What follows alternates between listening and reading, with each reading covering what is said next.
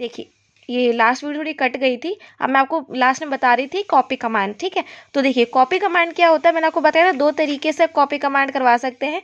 एक होता है कि एग्जिस्टिंग फाइल में आप एग्जिस्टिंग डायरेक्टरी में आप कॉपी करवा रहे हो, और एक होता है कि हम न्यू डायरेक्ट मतलब कोई दूसरी डायरेक्टरी में हम कॉपी करवा रहे हैं। तो दूसरी डायरेक्टरी के लिए हम यहाँ पीछे डायरेक्टरी लिखा होता है, इससे आप पहचान सकते हो। और जो एग्जिस्टिंग डायरेक्टरी होते हैं, न्यू फाइल नेम, ऐसे पीछे कोई दूसरी फाइल का नाम हो, इस तरीके से आप पहचान सकते हो जब आपके पास कोई आपका multiple choice question competitive exam type का कुछ आए, ठीक है। अब देखिए फिर आते हैं मूव एमवी कमांड पर। इस कमांड को पढ़ो इस तरीके से, टू मूव अ फाइल और directory from one location to other location. जब हमको किसी फाइल या किसी डायरेक्टरी को एक लोकेशन से दूसरे लोकेशन पे मूव करवाना है, तब हम मूव कमांड का इस्तेमाल करेंगे। और उसका सिंटेक्स कैसे लिखेंगे, स्टार्टिंग में एमवी लिख दिया, फिर फाइल का नाम लिख दिया, फिर उस डायरेक्टरी का पाथ लिख दिया, ठीक है। मूव लिखा, स्टार्टिंग में एमवी लिखा, फाइल का नाम लिखा, डायरेक्टरी का पाथ लिख दिया। तो इससे हम समझ जाना कि हम मूव करवा रहे हैं, या तो फाइल को मूव करवा रहे हैं या डायरेक्टरी को मूव करवा रहे हैं, ठीक है। अब आता है रीनेम कमांड। रीनेम कमांड देखो नाम से आप समझ रहे हो कमांड का, जो कमांड के नाम होते हैं उससे आप समझ जाओगे, ठीक है, नाम को कि वो उसका अंदर वर्क क्या है। रीनेम कमांड क्या होता है, रीनेम करती है नाम, जो भी आपका नाम है, फाइल का नाम है, उसको रीनेम कर देना। Rename file, renaming a large group of files.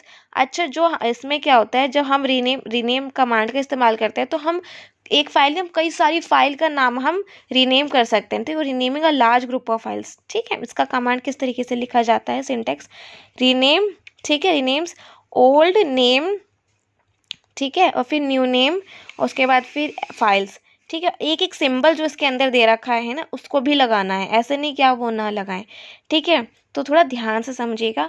पर मैं आपको एक चीज़ बताई, कैट कमांड सबसे इंपॉर्टेंट है, तो उसे आप अच्छे से कर लेना बिल्कुल, ठीक है।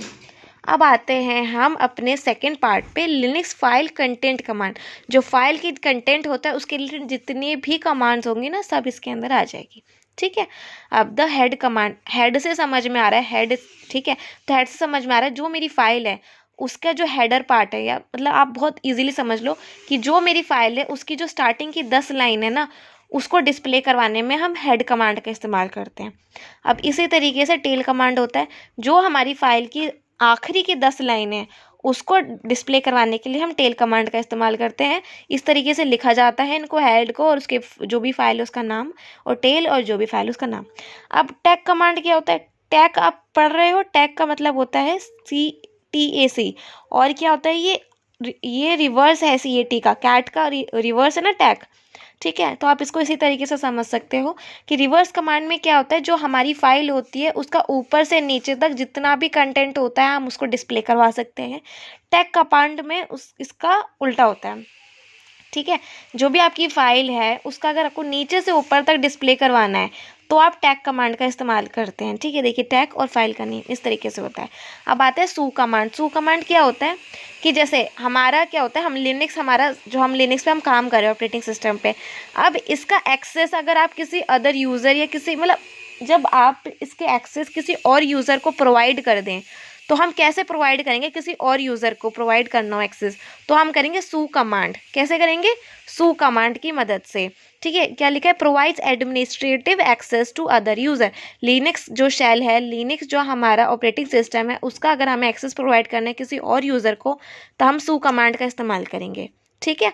Allow access of Linux shell to another user, वही बात है कि लिनक्स शेल का हम एक्सेस अगर हमको किसी और यूज़र को प्रोवाइड करना है तो हम क्या करेंगे, सू कमांड का इस्तेमाल करेंगे। आई होप अभी जितना भी मैं आपको समझाती जा रही हूँ आप समझ रहे हैं, ठीक है।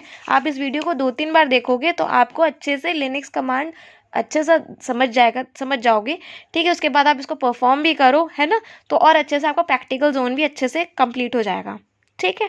अब आते हैं हम 16th पे, आईडी कमांड। आईडी कमांड बहुत ईजी है। देखिए जब हमको अपना यूज़र आईडी डिस्प्ले करवाना है या ग्रुप आईडी डिस्प्ले करवाना है तब हम आईडी कमांड का इस्तेमाल करते हैं, और इसका सिंटैक्स में क्या होता है, आईडी लिखना होता है, ठीक है, आईडी सिंटैक्स, ठीक है। अब आते हैं हम यूज़र ऐड कमांड, ठीक है। यूज़र ऐड कमांड क्या होता है, जब हमको ऐड या रिमूव करवाना होता है किसी यूज़र को ऑन अ लिनक्स सर्वर, ठीक है।